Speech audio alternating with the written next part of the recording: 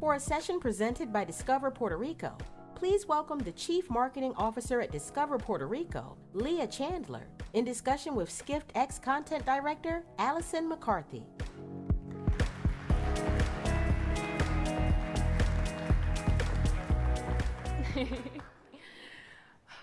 Hi Leah, so happy to have you here with us today. So I'm personally really excited to be chatting with you because back in June, Skift spent 3 days in Puerto Rico for our company retreat. And we had an amazing time. And you can see us living our best lives right here.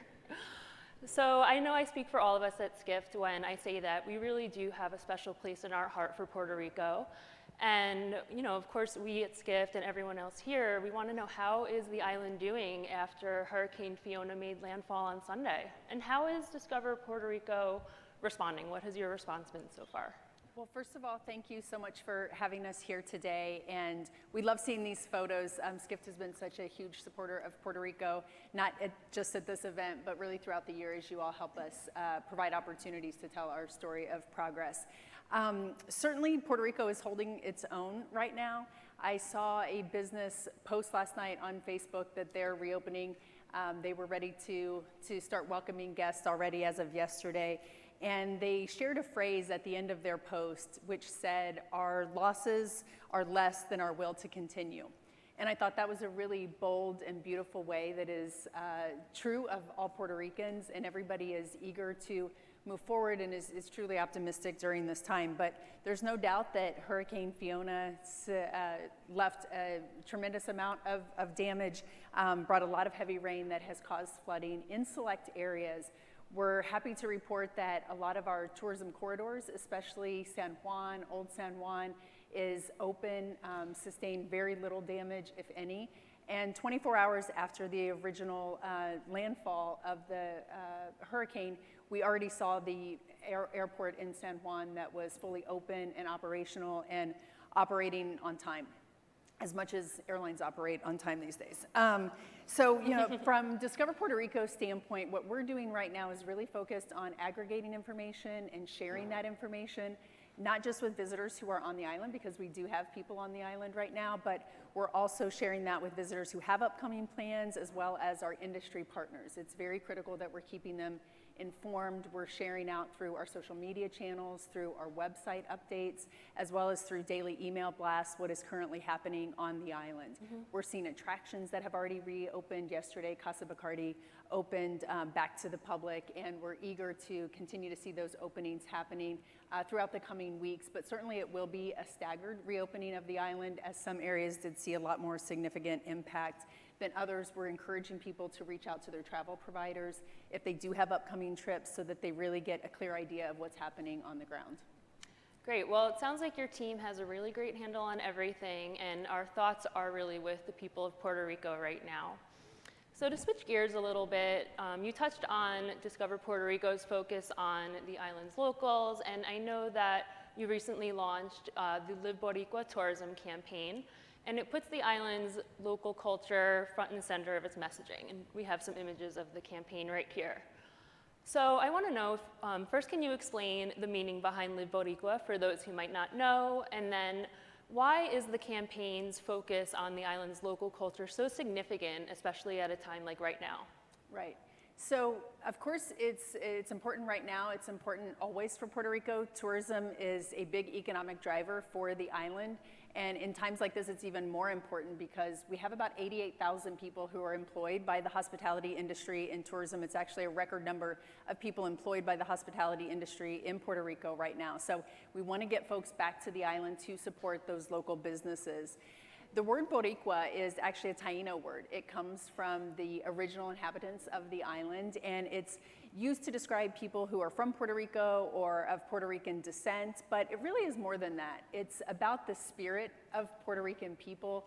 It's a mindset, it's a way of life. It really is an anthem for the people of Puerto Rico.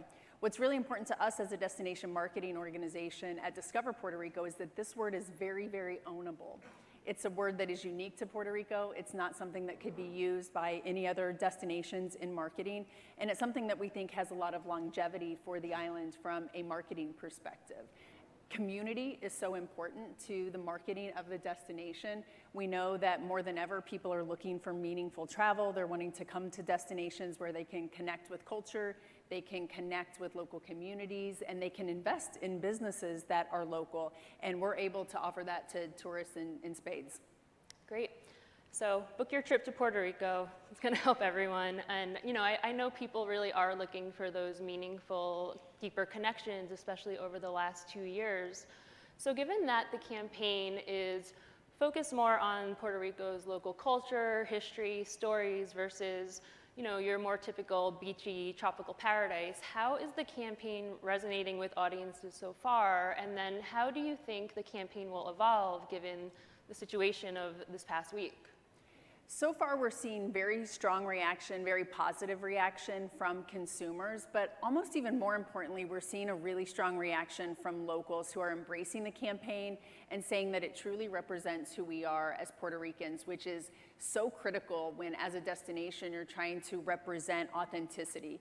And the campaign is delivering that, certainly. We're seeing people in very early results from the studies that we're conducting on a monthly basis with the productivity of the campaign and performance of the campaign. People are staying longer after they've been exposed to the campaign. As a CMO, these are things that are music to our ears. They're spending more money when they're in market, and they're increasing their likelihood to visit. So people are saying after they've seen this campaign and they've been exposed to the messaging of Live Boricua, they're much more interested in visiting the island, which is key.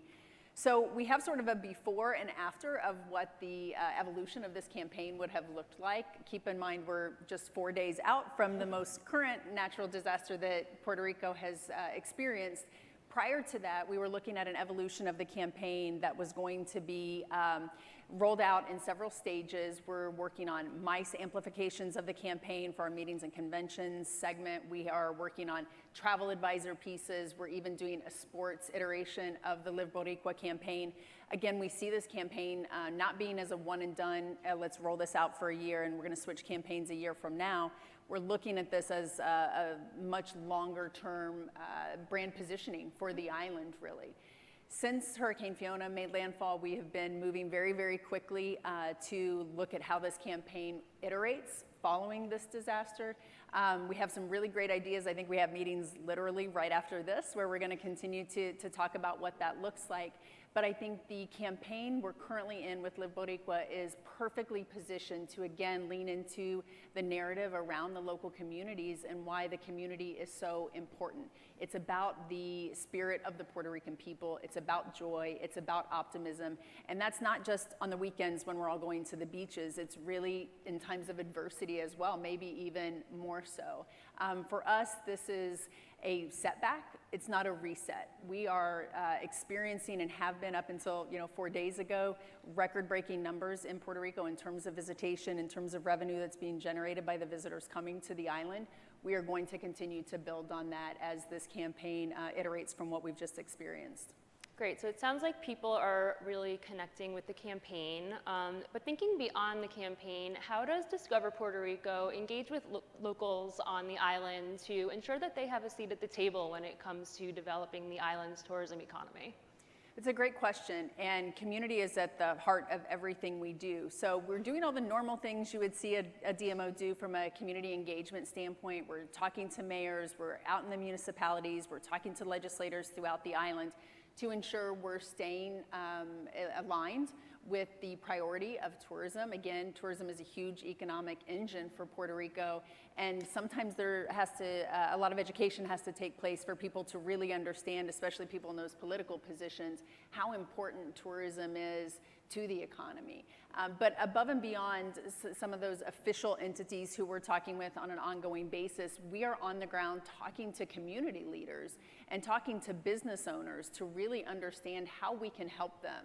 A DMO can really be an engine for those businesses to grow their businesses, to bring visitors to their doorstep, and we're doing that in a lot of unique ways. We've been doing a lot of digital education. We've launched a program called La Idea, the Island Digital Education Academy, where we're literally going door to door, meeting one-on-one with our businesses to give them the tools to improve their own visibility in major digital platforms like Google My Business, TripAdvisor, and Yelp. we know that that rising tide lifts all ships, and certainly programs like that are helping give those businesses the tools to succeed. Great, and I know, prior to last weekend with Hurricane Fiona, Puerto Rico was really breaking pre-pandemic records for tourism.